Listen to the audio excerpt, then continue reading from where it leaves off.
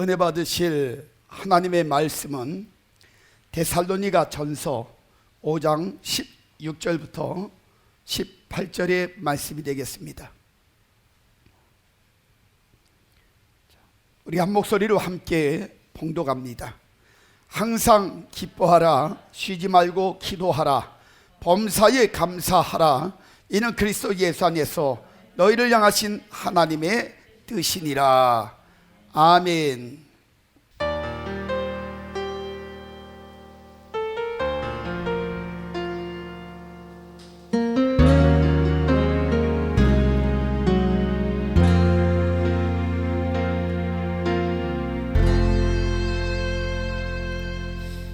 하늘의 영광을 다 버리고 낮은 이곳에 내려오신 주, 죽기까지 나를 사랑하신 그 사랑 얼마나 큰지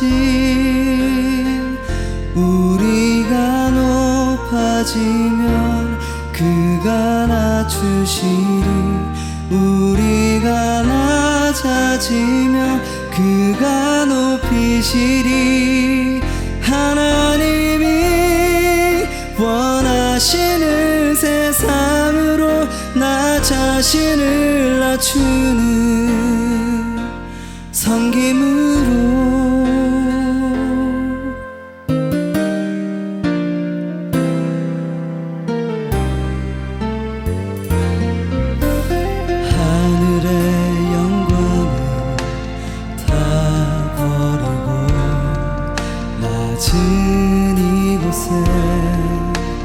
내려오신 주, 죽기까지 나를 사랑하신 그 사랑 얼마나 큰지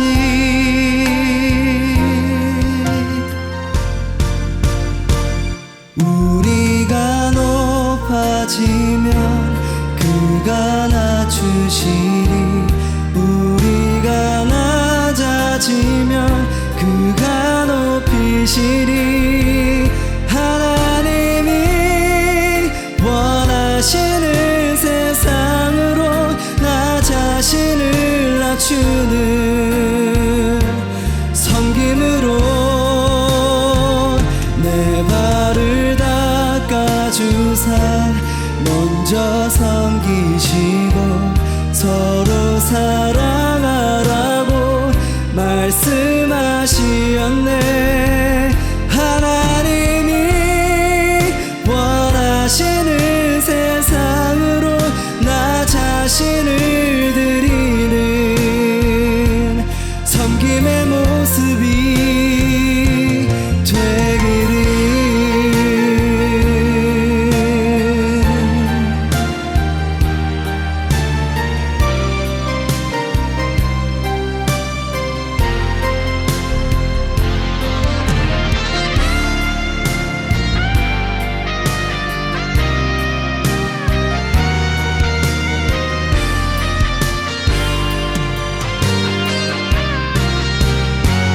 우리가 높아지면 그가 낮추시리, 우리가 낮아지면 그가 높이시리. 하나님이 원하시는 세상으로 나 자신을 낮추는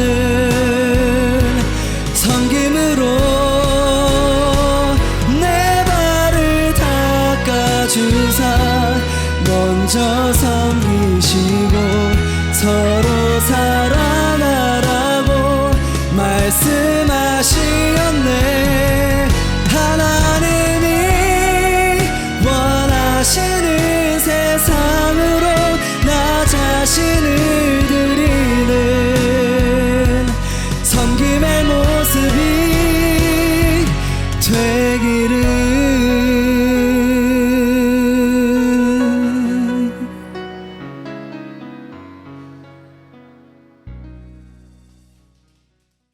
자, 우리 양손을 가슴에다 대시고 이렇게 고백합시다.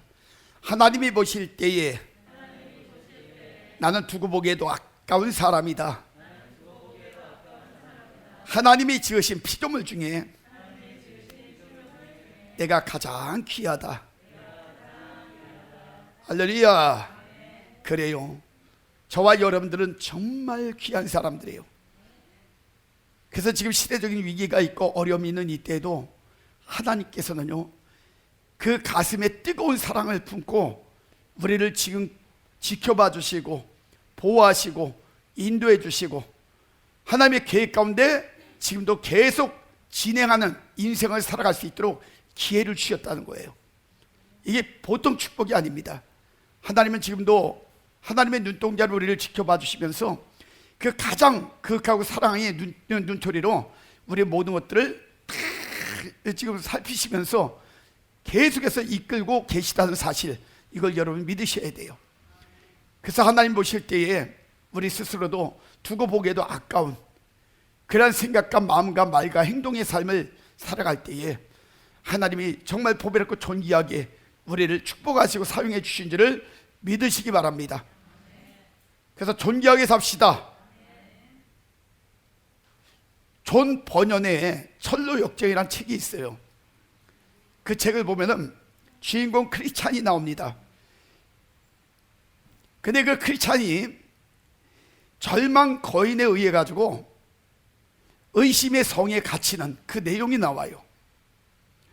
근데 이 크리스찬이 이 성에서 나올 수 있는 유일한 방법이 뭐냐면요, 여러분, 약속의 열쇠를 가지고 그걸 사용해야만 나올 수 있는, 그래서 그 약속의 열쇠가 그렇게 중요한 그러한 그 어떤 내용들이 여기 나옵니다. 그런데요, 지금 우리는 이 약속의 열쇠가 정말 절실하게 필요할 때예요. 왜냐하면 우리가 지금 수많은 여러 가지 코로나로 인해서 정치에 의해 가지고 상처를 입고, 그리고 또 수많은 위기 속에 우리가 살고 있잖아요. 그래서 사람들이 그런 여러 가지 일들로 인해 가지고 이 절망의 거인에 의해 가지고 그 의심의 성에 갇힌 것처럼 서로 간에 사람과 사람 사이에 의심하고 미워하고 그리고 경계하고 이러고 살아가면서 너무나 힘든 그런 상황 속에 우리가 처해 있거든요. 이럴 때 지금 우리에게 필요한 게 뭐냐? 바로 하나님 안에서 하나님이 약속하신 약속의 열쇠예요. 현재 많은 그리스도인들이 여러 가지 일들을 추진하다가 길이 막혔어요. 그래서 더 이상 전진하지 못하고 있는 그런 상황에 빠져 있습니다. 개인이나 가정이나 교회나 아니면 기독교 단체나 모두가 다 여러분 어려운 가운데 있어요. 지금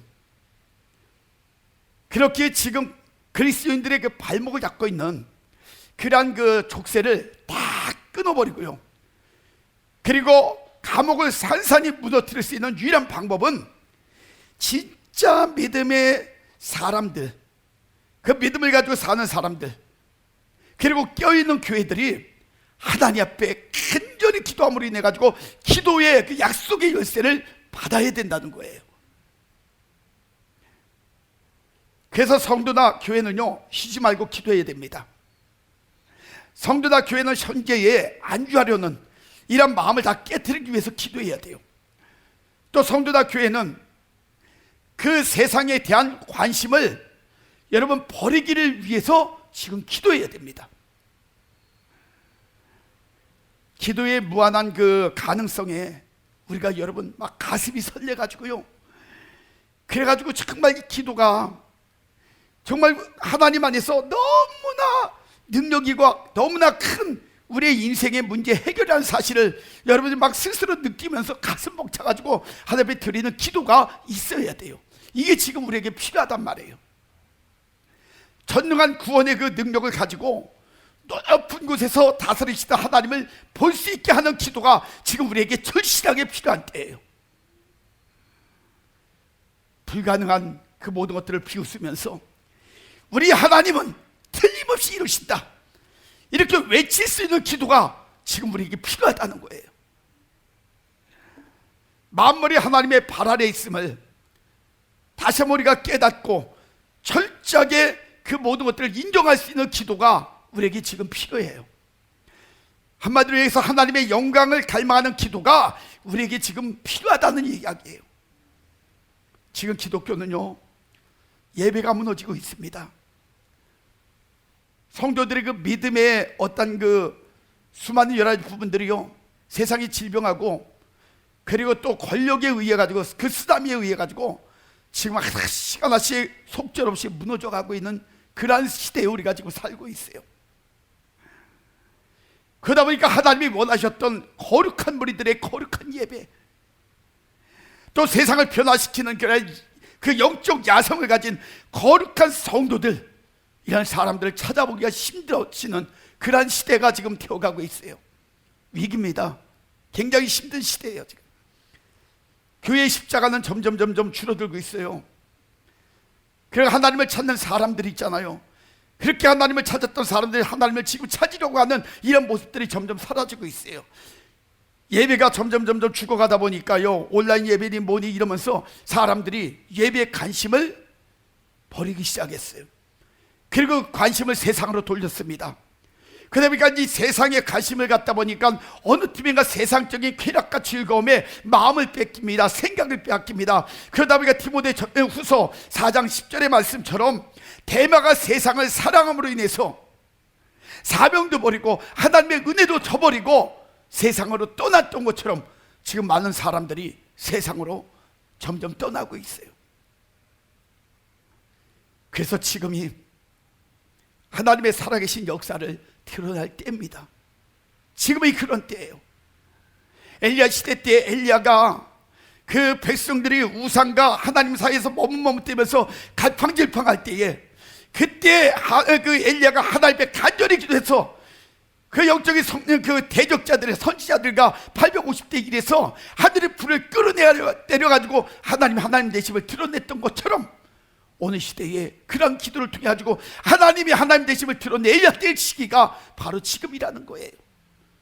지금이 기도할 때입니다. 지금이 하나님 앞에 매달릴 때예요. 지금 이때 하나님 앞에 매달리지 아니하면 세상은 무너집니다. 이 나라도 무너집니다. 기독교인들은 패배자가 되어서 어려움을 겪을 수밖에 없는 그러한 상황에 다시 한번 내닫게 되어지는 거예요. 하나님의 역사는요, 매 시대별로 위기가 있고 어려움이 있을 때 기도하는 하나님의 사람들에 의해서 하나님께서 응답하시고 역사해 주셔가지고 영역간의 모든 문제를 해결해 주시는 놀라운 그 역사를 드러내실 줄을 믿으시기 바랍니다. 그때가 바로 지금이에요. 지금 그래서 우리가 기도해야 될 때예요. 그래서 저는 여러분들에게 우리가 왜 기도해야 되느냐, 기도가 왜 중요하냐, 이 문제에 대해서 여러분들에게 지금 말씀을 선포하고 있습니다. 지난주에 저는 여러분들에게 기도해야 될 이유가 뭔가, 이 이유 두 가지를 말씀을 드렸어요. 첫째는 기도를 쉬는 것은 죄이기 때문이다, 이 말씀을 드렸습니다. 기도 쉬는 거 죄예요.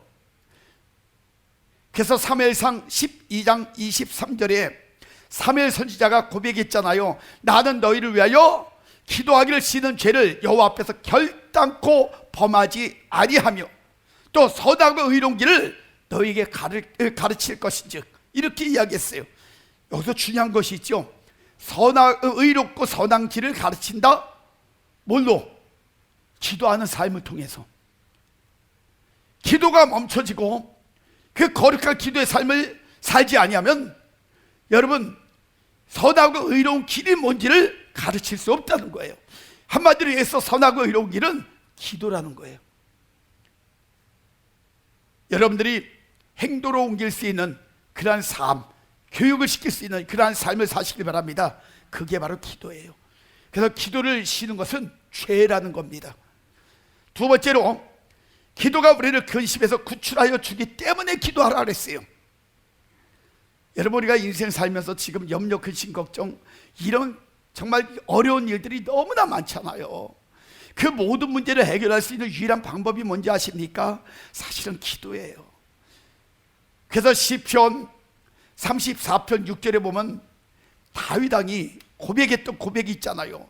이 곤고한 자가 부르짖음에 여호와께서 들으시고 그의 모든 환난에서 구원하셨도다. 그렇게 말씀하고 있어요. 공고한 자가 자신이 인생을 살며 힘들고 어려울 때 하나님 앞에 부르짖었더니 하나님이 들어서 모든 문제를 해결해 주셨다는 거예요. 인생의 문제 해결하는 방법은요, 여러분, 우리 스스로가 되지 않아요. 우리가 해결할 수 없어요. 그 인생의 문제를 풀 수 있는 방법, 모든 문제를 풀어주실 수 있는 분은 유일하게 하나님이시라는 거예요. 지금 세상의 수많은 위기와 어려움 속의 문제를 보세요. 그 많은 문제를 해결할 수 없어가지고 많은 사람들이 지금 염려, 근심, 걱정, 어둠 속에 절망 가운데 고통과 고난 속에 지금 살아가고 있잖아요. 신음하면서 인간 스스로가 그 문제를 풀려고 별의별 방법을 다 통원하고 하다못해 질병 문제를 놓고 온갖 백신을 만들고 온갖 약을 다 만들어도 또 거기에 새로운 변종을 통해 가지고 새로운 또 그 여러 가지 질병이 오고 더 강한 것이 오고 더 위험한 것이 오고 더 생명을 위협하는 그런 것들이 지금 다가오고 있잖아요. 인간의 발버둥 백날 쳐봐야 그 문제 해결할 수 없다는 사실을 우리는 인정을 해야 되는 거예요. 그렇다면 그 문제를 해결해 주실 수 있는 유일한 분은 여호와는 치료하는 여호와라고 말씀해 주셨잖아요. 치유하시는 그 여호와 하나님 외에는 그 문제를 해결할 자가 없다는 거예요. 그래서 우리는 하나님 앞에 요청해야 되는 겁니다. 하나님, 이 어려운 위기의 시대에 이 수많은 위협을 갖다 주는 질병과 모든 문제를 해결하여 주시옵소서. 하나님 앞에 기도해야 되는 거예요. 이 기도만이 우리를 근심에서 구출해 주실 수 있다는 사실을 믿으시기 바랍니다.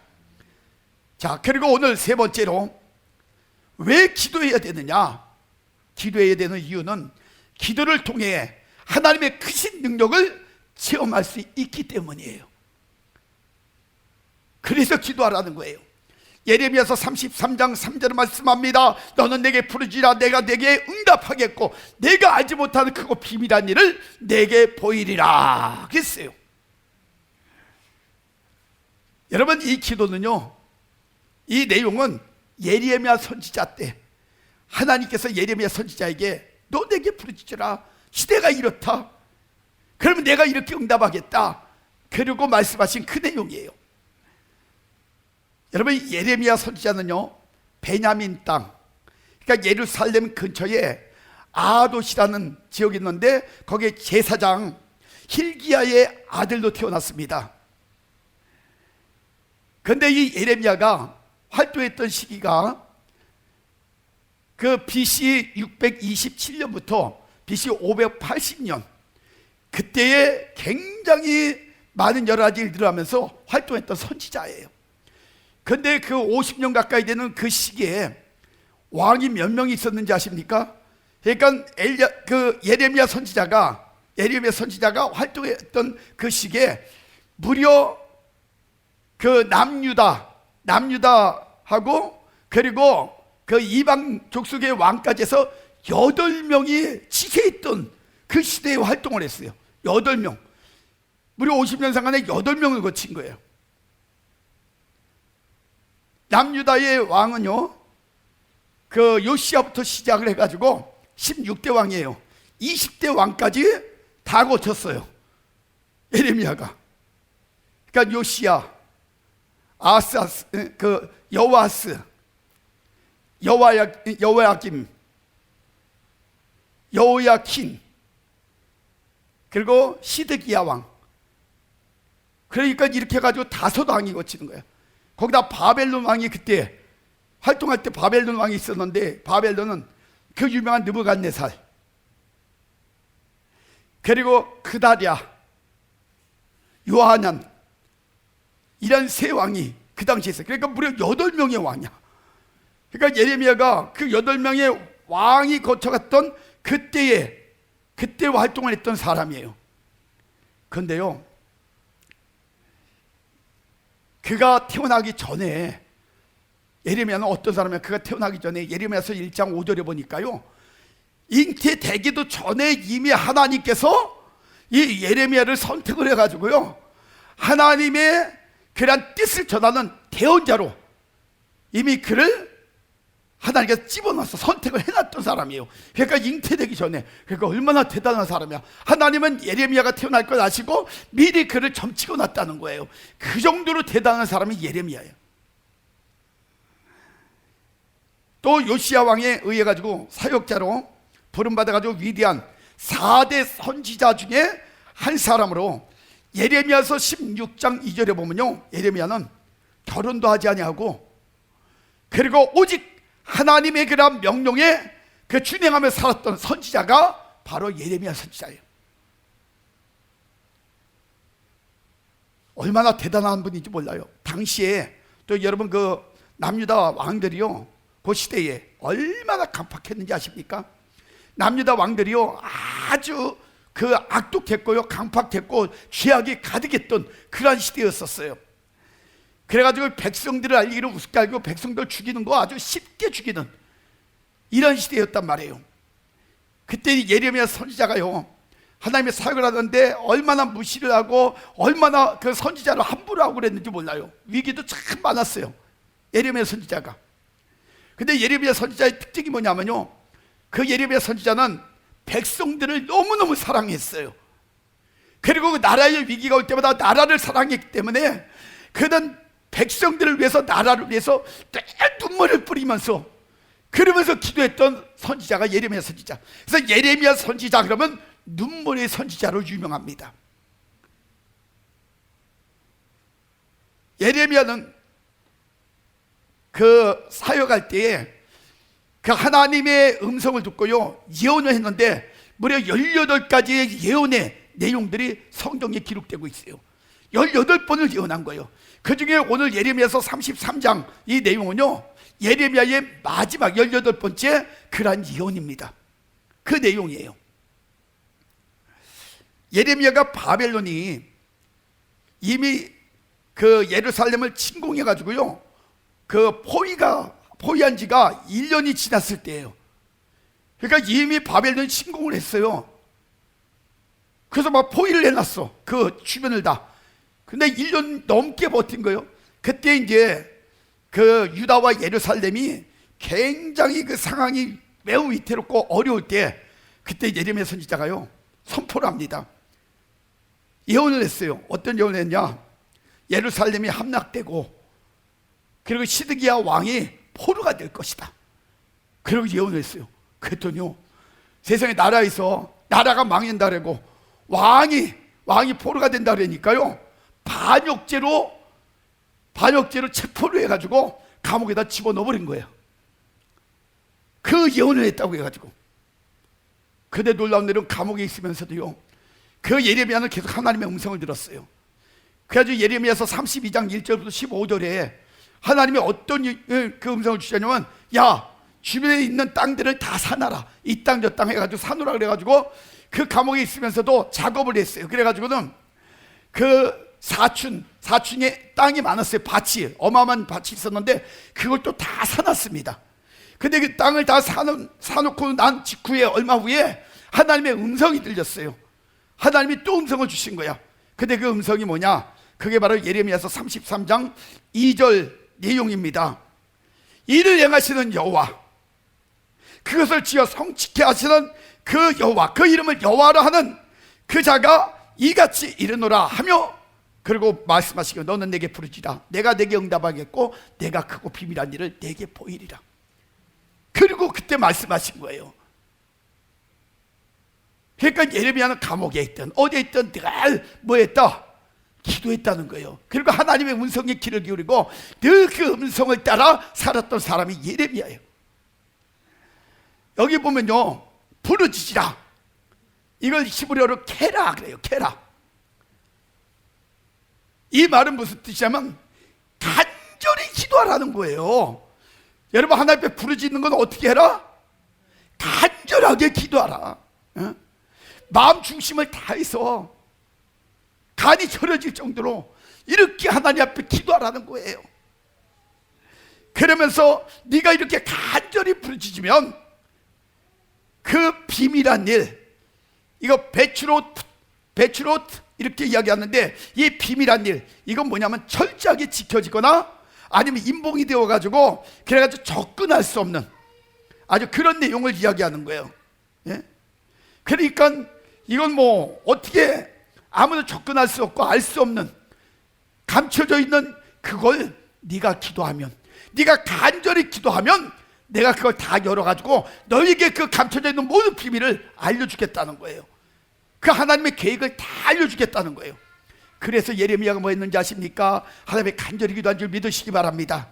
하나님께 매달렸어요. 간절히 기도하니까 하나님께서 그 비밀한 문을 딱 열어가지고 알려주시는데, 하나님의 계획을 알려주시는데, 그 계획이 뭐냐면 그것이 바로 바벨론의 포로가 되었던 유다 백성들이 다 본국으로 다시 돌아와 번성케 되리라는 그러한 약속의 말씀이었었어요. 여러분, 왜 유다가 비참한 패배로 모든 것을 다 잃어버렸는지 아십니까? 왜 잃어버렸어요? 왜 나라를 잃었어요? 왜 포로가 됐어요? 이유가 뭘까요? 예레미야서 33장 5절에 보니까 이렇게 이야기해요. 그들의 모든 악을 인하여 나의 얼굴을 가리고 이 성을 돌아보지 아니하였기 때문이라고 그래요. 이걸 다른 말로 얘기하면 우상 숭배의 세상 쾌락에 육신의 만족을 막 쫓아 살려고요, 하나님의 말씀을 외면하고 그리고 경고도 무시하면서 성을 돌아보지 않고 자기네 마음대로 자기네 방법대로 육적으로 살았기 때문에 그 죄 때문에 너희가 나라를 잃어버렸다는 거예요. 포로가 됐다는 거예요. 우리는 여기서 하나님의 경고의 음성을 들어야 돼요. 이 내용 속에서 지금 우리가 왜 이렇게 큰 위협 속에 위기를 겪으며 살고 있는지 여러분 아십니까? 왜 이런 어려움을 겪고 살까요? 하나님의 음성을 무시하고요, 자신들의 육신의 마음의 음성에 끌려다니는 거예요. 그리고 살아가고 있기 때문에 이런 문제가 오는 거예요. 지금 하나님의 왕국을 돌아보지 않고요, 자신들의 탐욕, 자신들의 욕망, 이걸 채우기 위해서 별의별 짓들을 다 하면서 말씀을 떠나 죄악 가운데 살기 때문에 겪는 현실의 문제가 바로, 어려움이 바로 이것이라는 거예요. 딴 것 때문에 문제가 온 게 아니에요. 하나님 안에 음성을 들었던 사람들이, 하나님의 은혜를 받았던 사람들이, 하나님의 인도하심을 받았던 사람들이 하나님의 음성을 듣지 않아요. 이제 다 세상적인 욕망 속에, 자신의 마음의 음성 속에 인생을 끌고 그리고 살아가는 거예요. 하나님을 떠나고 있어요. 그러기 때문에 이런 문제가 오는 거예요. 지금 하나님은요, 우리에게 말씀합니다. 야, 제발 정신 차리고 내게 부르짖어, 나에게 간절히 기도해. 하나님께서 지금 그 말씀하시는 거예요. 그래서 누가복음 12장 47절은 말씀합니다. 주의 뜻을 알고도 예배치 아니하고 그 뜻대로 행치 아니하는 종은 많이 맞을 것이다 그랬어요. 예? 왜 맞아요? 왜 아픔을 겪어요? 주인의 뜻을 다 듣고도 알면서도 예배하지 않아요. 그대로 안 살아요. 그러니까 이같이 큰 위기와 어려움이 오는 거예요. 여러분, 이거 꼭 마음에 두시기를 바랍니다. 예레미야는 뭐 했습니까? 하나님 앞에 기도했어요. 위기가 올 때마다 무릎을 꿇었어요. 그리고 하나님의 그 위에서 다스리시는 그 놀라운 그 능력과 은혜를 인정을 했어요. 근데 예레미야가 간절히 기도했더니 하나님께서요, 예레미야에게 그 비밀의 문을 여셔가지고 5가지의 약속을 말씀해 주셨어요. 그 5가지의 약속의 말씀을 보면 첫 번째 뭐냐? 치료하며 고쳐서 낫게 하리라는 거예요. 치료하며 고쳐서 낫게 하리라. 예레미야서 33장 6절에 보니까 이야기합니다. 그러나 보라, 내가 이 성을 치료하면 고쳐 낫게 하고, 이렇게 말씀하고 계세요. 그 아픈 데를 치료하셔서 말끔히 낫게 하시고 더 강하게 해주시겠다는 거예요. 오늘 여러분 기도하셔요. 하나님께 기도하면 하나님께서 여러분의 질병의 문제, 환경의 문제, 모든 여러분들 상처 입은 모든 것들을 하나님께서 친히 여러분 치료해서 낫게 하시고 이전보다도 더 튼튼하게 강하게 만들어 주실 줄 믿으시기 바랍니다. 그 다음에 두 번째는요, 평강과 풍성함을 나타내리라는 것이에요. 6절에 보니까 말씀합니다. 평강과 성실함의 풍성함을 그들에게 나타낼 것이며 이렇게 말씀해요. 그 성읍이 사회적으로 안정이 되고요, 풍요하게 될 것이라는 거예요.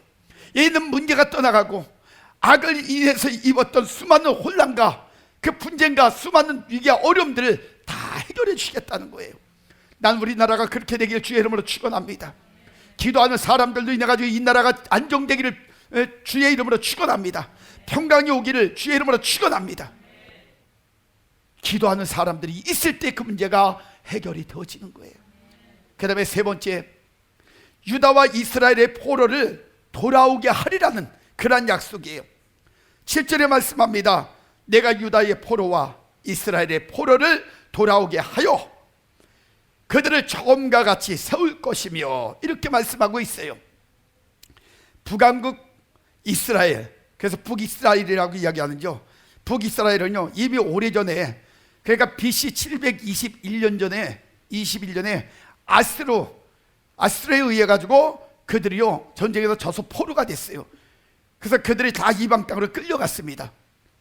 이미 꽤 됐어요. 그들은 나라가 엉망이 돼버린 거예요. 그런데 이제 어디가 위험하냐? 남유다가 또 위기가 온 거예요. 여러분, 솔로몬 시대 때, 그때 솔로몬이 죄를 범해가지고 남유다 북이스라엘로 두 파로 나눠졌잖아요. 두 나라로. 그게 지금 하나님 안에서 세워졌던 나라가, 양쪽 나라가 다 위기가 온 거예요. 지금 이제 남유다가 바벨론에 의해 가지고 망하고 포로가 돼야 되는 그런 상황에 지금 놓여 있는 거예요. 다 끌려가게 생겼어요. 그러니까 이런 상황 속에서 두 나라가 다 망했잖아요. 이런 상황 속에서 하나님께서 말씀하신 거예요. 야, 두 나라가 이렇게 포로가 돼서 다 끌려가지만 나중에 장차 이제 회복되는 그 날에는 다 함께 본국으로 돌아와서 분열되기 이전처럼 통일된 나라를 세울 것이다. 그러면서 약속의 축복을 주신 거예요. 이런 비전의 축복을. 여러분, 우리는요, 수많은 위기가 오고 어려움이 와도요, 하나님 앞에 기도하는 민족은 망하지 않아요. 무릎으로 세운 나라는 반드시 회복을 해요. 그래서 그 포로 생활하면서도 그들이 뭐 했겠어요? 자신들이 잘못된 것들을 깨닫고 하나님 앞에 얼마나 죄를 회개했어요. 그러고 나서 하나님 앞에 매달리고 나니까, 기도하니까 하나님께서 그들을 다 돌아오게 만드시잖아요. 미래에 대한 이야기를 지금 미리 알려주시는 거예요. 오늘 하나님은 기도하는 사람들 통해서 미래에 대한 그 모든 약속들을 얼마든지 음성을 통해서 또 예언을 통해서 주실 수 있다는 거예요. 우리는 그런 음성을 듣고 사는 사람들이 되어져야 됩니다. 영적으로 깨어있는 사람, 영적으로 하나님의 음성 속에 미래를 볼 줄 아는 사람. 그래서 시대가 어렵고 힘들더라도 좌절하지 않고 낙심하지 않고 사는 사람, 이런 사람들이 우리 영풍의 성도님들이 되시길 주의 이름으로 축원합니다. 그 다음에 네 번째는요, 죄악을 용서받으리라는 거예요. 죄악을 용서받는다. 그래서 8절에 보니까 내가 그들을 내게 범한 그 모든 죄악에서 정하게 하며 그들의 내게 범하며 행한 모든 죄악을 사할 것이라, 이렇게 말씀하고 있어요. 그러니까 회복의 날에 있어서요, 최고의 축복이 뭔지 아십니까? 최고의 축복이 그들의 모든 죄가 사해지는 거예요. 여러분, 이스라엘과 유다가 왜 포로가 되었어요? 그 이유가 뭐예요? 포로가 된 이유가 죄 때문이었거든요. 예? 그러니까 그 모든 것을 여러분 회복시켜 주시고 하나님과의 관계도 회복시켜 주신다는 것, 이것이 얼마나 큰 축복이에요. 이것 때문에 기도해야 되는 거예요. 오늘 우리가 죄 때문에 나라가 위기가 오고, 그리고 우리 기독교와 교회가, 성도들의 위기가 왔다면 우리가 하나님 앞에 자복해야 되는 거예요. 무릎을 꿇고 회개해야 되는 거예요. 이 기도를 통해서 죄의 문제가 해결되어지면 여러분, 기독교가 살아나요, 교회가 살아나요, 성도가 살아나요, 나라도 살아날 줄을 믿으시기 바랍니다. 그래서 기도하라는 거예요. 그 다음에 다섯 번째는요, 예루살렘이 열방 앞에서 하나님께 기쁜 이름이 되고 찬송과 영광이 되리라는 것이에요. 그래서 9절에 말씀합니다. 이 성읍이 세계 열방 앞에서 내게 기쁜 이름이 될 것이며 찬송과 영광이 될 것이요, 그들은 나의 이 백성에게 베푼 모든 복을 들을 것이요, 나의 이 성읍에 베푼 모든 복과 모든 평강을 인하여 두려워하며 떨리라, 이렇게 이야기하고 있어요. 그러니까 예루살렘은요 바벨론에 의해서 멸망당할 때에 예레미야서 29장 18절에 보면요 열방의 웃음거리가 됐다 그랬어요. 모든 백성들이, 하나님 믿는 백성들이 야 나라가 망했다, 그 웃음거리가 됐다는 거예요. 그런데 장차 영광스러운 위치를 회복하게 되면요 세계 열국들 앞에서 하나님께 기쁨과 찬송과 영광이 될 것이란 말이에요. 그러니까 망했던 성읍이 회복되어서 영광스러운 그런 지위를 누리게 될 때, 그때 세상 열국들은요 예루살렘에 베풀어진 그 하나님의 놀라운 축복과 그 은혜, 그 평강, 이걸 보고요 그 일을 이루신 그 하나님을 크게 두려워하는 그런 때가 온다는 거예요. 여러분이 얼마나 중요한 건지 몰라요. 이 약속이, 5가지 약속이 예레미야가 기도할 때에 하나님이 예언하시고 알려주셨던 비밀한 일이었다는 거예요. 성도 여러분, 예레미야 시대의 배경과 특성이 바로 지금 이 대한민국의, 우리나라의 그 상황과 비슷하지 않아요? 하나님의 은혜로 배부르고 등 따뜻해지니까요 사람들이 그전에는 어떤 삶을 살았어요? 한 10여 년 전, 20여 년 전만 해도요 정말 제가 막 신학하고 옛날에 막 30년 전 그때는요 여러분 이 산마다 무슨 일이 벌어졌는지 아셔요? 다 기도동산이야. 기도동산. 삼각산이 그 어디고 다 날렸습니다. 막 그냥 얼마나 기도를 했는지 막 그 산이 들썩들썩할 정도로, 밤만 되면요 막 기도 소리가 그 지역을 막 그렇게 흔들 정도로. 그래가지고 그 삼각산 올라갔는데 밑에 절이 있어요. 올라갔는데 절이 있는데요 세상에 그 절중들이요 제발 좀 여기 와서 기도 좀 안 했으면 좋겠다고 난리를 피우고 바리케이트 세워놓고 막 얼마나 저겼는지 몰라요. 또 그 예수 믿는 사람들이 그 올라가다 보면요 거기에 동자종 애들이 이렇게 막 청소하고 그러잖아요. 그러면 저 사탕 마귀 새끼라 그러고 막 이러고 저기 하니까 싸움이 붙어가지고 밑에서부터 그러고 막 난리. 하여간 별의별 일이 막 고소하고 별의별 일이 많았어요. 왜? 기도하는 사람들이 너무 많았거든요. 그때는 나라가 어려운 문제, 힘든 문제가 있어도요 금방금방 회복이 되어졌어요. 예? 그래서 산으로, 들로, 또 골방으로, 성전으로, 그전에는요 막 기도하는 데가 막 너무 많아가지고 막 기도 소리가 막 진짜 전국을 흔들 정도로, 여기저기 막 그냥 그 장소를 흔들 정도로 그렇게 기도하는 사람들이 얼마나 많았는지 몰라요. 그런데요 지금의 모습들을 보세요. 이런 모습들이 온데간데 없어지고 있어요. 예? 그러니까 하나님의 이름으로 뭐 하고 있는지 알아요? 하나님의 이름을 육신의 정욕, 안목의 정욕, 이생의 자랑, 자 이런 것들만 누리려고 하는 이런 패역한 죄악의 모습이 지금 현실의 아픔과 어둠이 되었다는 사실들을 여러분 깨달아야 돼요. 왜 이렇게 됐을까? 왜 이 정도로 무너졌을까? 제가 며칠을 고심하며 하나님 앞에 기도를 해봤어요. 하나님, 정말 원인이 뭡니까? 그들에게 내가 왜 문제가 됐는지를 이야기할 때 이야기할 수 있는 원인이 뭡니까? 그 문제를 놓고 참 여러 날 제가요 정말 하나님 앞에 매달려 봤어요. 제 마음에 다가오는 음성이 있었어요. 제 마음에 다가오는 음성이 저에게 주신 음성, 각자 또 다르겠죠? 저에게는 이런 마음의 음성을 주시더라고. 야, 지금 그 대한민국의 모든 교회나 성도들의 모습이 어떤지 아니? 믿음의 뿌리, 그리고 말씀의 뿌리, 기도의 뿌리가 없어지고 있구나. 그 뿌리가 너무 약해서, 너무 얕아서 그래서 지금 무너지는 거야. 환경의 바람에도 무너지고 질병의 폭풍에도 다 쓰러져 버리고 정치에도 흔들려가지고 다 뿌리채 뽑혀나가고 지금 그러고 있는 거야. 그게 제 마음속에 오더라고요. 여러분, 그 폭우가 쏟아지고요 강한 폭풍우가 한번 싹 지나가고 난 다음에 산에 한번 가보세요. 산 쪽을 가다 보면요 나무들이 여기저기 막 쓰러져 있는 나무들이 굉장히 많아요. 그죠? 하다못해 찻길 옆에 가로수도 막 쓰러져 버려요, 강한 폭풍에. 그런데 그 나무들의 특성들을 보면요, 쓰러진 나무들을 보면요 특징이 있어요. 어떤 특징이 있는지 알아요? 나무가 병들어 있거나 아니면 뿌리가 얕게 뿌리를 내린, 뿌리가 별로 깊게 박히지 않은 나무들은요 다 쓰러져 있는 거예요. 지금 시대적인 위기가 오고 어려움이 올 때 왜 그렇게 강력했던 믿음의 사람들, 강력했던 하나님의 사람들이 왜 쓰러질까요? 쓰러지는 이유가 뭐예요? 영적으로 병들어 있는 거야. 그리고 믿음과 말씀과 기도의 뿌리들이 너무 얕게 막혀져 있는 거예요. 그러니까 얼마 안 한다는 거예요. 말씀도 별로 모른다는 거예요. 그리고 여러분 가면 갈수록 믿음도 점점 약해진다는 거예요. 기도도 안 한다는 거예요. 그러니까 뿌리가 겨우 잔뿌리만 있다 보니까 조금만 문제가 오면 다 쓰러져 버리는 거예요. 다 죽어버리는 거예요. 이게 문제라는 거예요.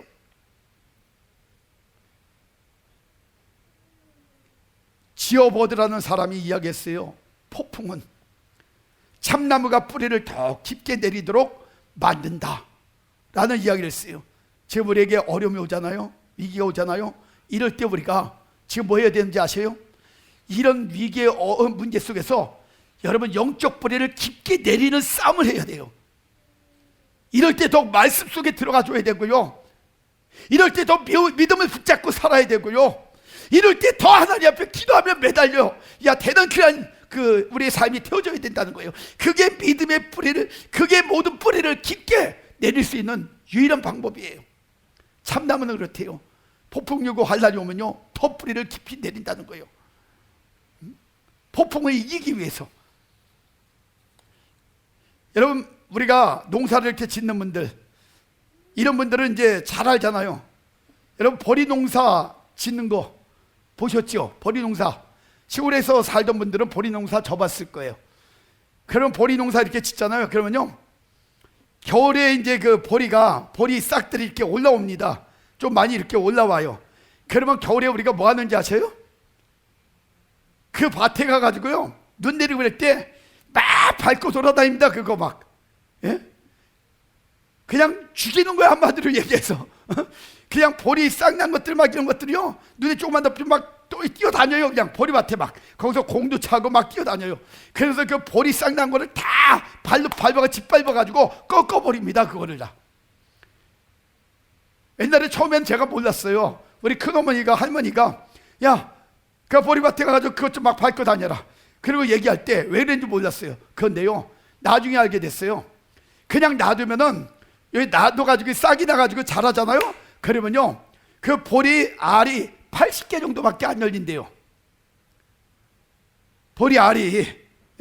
그런데 그걸 밟고 돌아다니잖아요. 그럼 이게 꺾이는데 거기서 다시 더 강력한, 이기려고 강력한 그 싹이 나가지고 그래가지고 자라는데 그거는 무려 먼저 싹보다 5배 많은 열매를 거둔다는 거예요.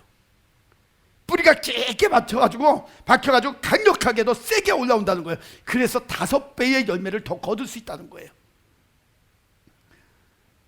여러분 인생도 마찬가지고 영적 부분도 마찬가지예요. 시험과 환란이 폭풍처럼 밀려와 나를 흔들 때 낙심하지 마세요. 왜냐하면 지금은 영성이나 아니면 내 인생의 뿌리가 깊어지고 있을 단계예요. 그때 여러분들은 좌절하거나 낙심하지 말고 그걸 하나님 편에서 생각하면서 우리 자신들이 지금 얼마나 뿌리를 깊게 박아야 되는지 깨닫고 싸워야 된다는 거예요. 여러분 뿌리가 깊게 내릴 때까지 버텨줘야 돼요. 그래서 싸워야 돼요. 그러면 아시죠? 깊게 딱 뿌리가 내려지면 그 다음부터는요 순탄해져요. 키도 자라고 잎새도 무성해지고 그리고 많은 열매도 맺고 큰 그늘도 만들 수 있다는 거예요. 그래서 잠언서 12장 3절을 말씀합니다. 사람이 악으로 굳게 서지 못한다는 거예요. 악하게 살면은 굳게 서지 못한대요. 그런데 의인의 뿌리는, 믿음과 은혜에 이런 수많은 의인의 뿌리는요 절대로 움직이지 아니한다는 거예요. 흔들림이 없다는 거예요. 그래서 여러분 우리는요 하나님 안에서 의인이 되기 위한 삶을 살기 위해서 몸부림쳐야 돼요. 의인의 삶을 살 수 있는 방법이 뭔지 아십니까? 딱 핵심적으로 말씀드리면 바로 이거예요. 말씀과 기도로 자신을 적시는 삶을 사는 거예요. 말씀과 기도를 제외한 준비는 준비가 아닙니다. 다른 말로 얘기하면 말씀과 기도가 없는 사람은 뿌리가 없는 나무와 같다는 거예요. 그 나무는 잠시 서 있는 것 같으나 실상은 죽은 나무요, 아니면 머지않아 쓰러질 나무들이에요. 그래서 기도하며 날마다 말씀을 가지고 여러분들이 최선을 다할 때, 말씀을 배우려고 할 때, 그때 여러분의 뿌리 깊은 신앙으로 자라가게 되는 겁니다. 그리고 말씀을 묵상하고 또 기도하면서 어떤 업무를 하잖아요. 업무를 시작하면요, 그 업무는요 효율적으로 만들어지게 되어 있다는 거예요. 한마디로 기도하면서 말씀 속에서 사업을 한다든가 뭐 하는 사람들은요 성공할 수밖에 없다는 거예요. 왜? 하나님 도와주시고 인도해 주시거든. 또 말씀을 통해 지혜를 얻거든요. 남들이 알 수 없는 것 알다 보니까 남들보다 더 훨씬 잘 되어질 수 있다는 거예요. 또 기도하고 성경을 읽는 것, 여러분 스스로가 읽는다면요, 이것은 여러분의 자신의 영혼을 튼튼하게 만들어주는 거예요. 그리고 여러분 또 그 말씀과 기도로 자녀들을 양육하잖아요. 이건 그 자녀들의 인생을 아주 견고하고 튼튼하게 만들어주는 방법이라고 이야기합니다. 기도로 세워진 인생의 집, 이런 집들은 어떤 풍랑이 와도 절대로 무너지지 않아요. 왜? 하나님께서 기도한 사람은 반드시 책임을 져주시고 붙잡아주고 또 인도해 주시기 때문이에요. 그래서 그 집은 절대로 무너지지 않아요.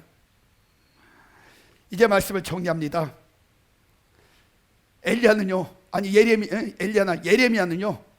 예레미야는 여러분 눈물의 기도로 하나님 앞에 살았던 사람이에요.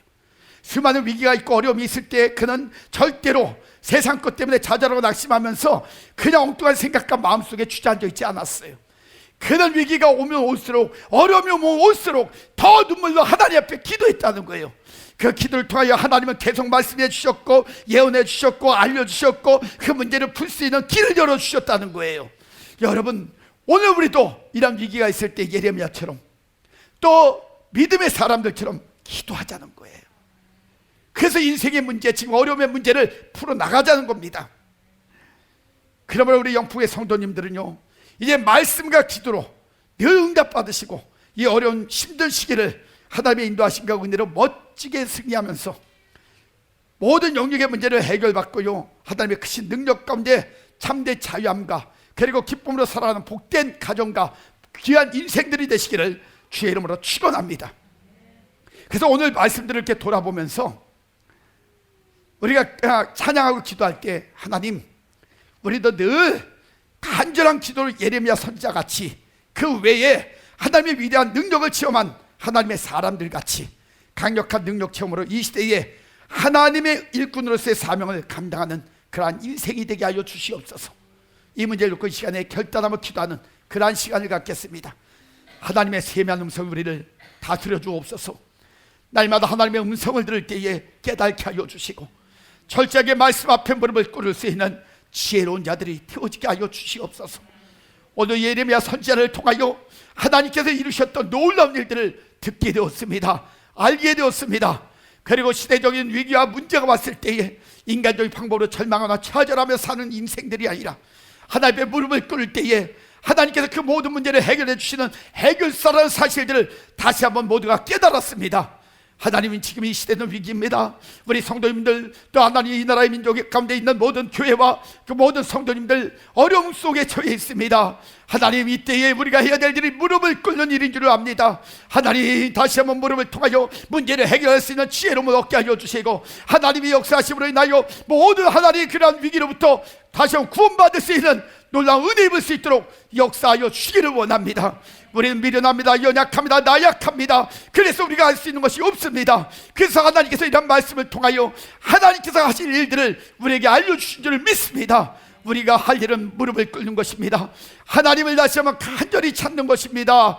다 하나님의 그 도우심과 인도하심을 구하는 것입니다. 하나님, 우리가 무릎을 꿇게 하옵소서.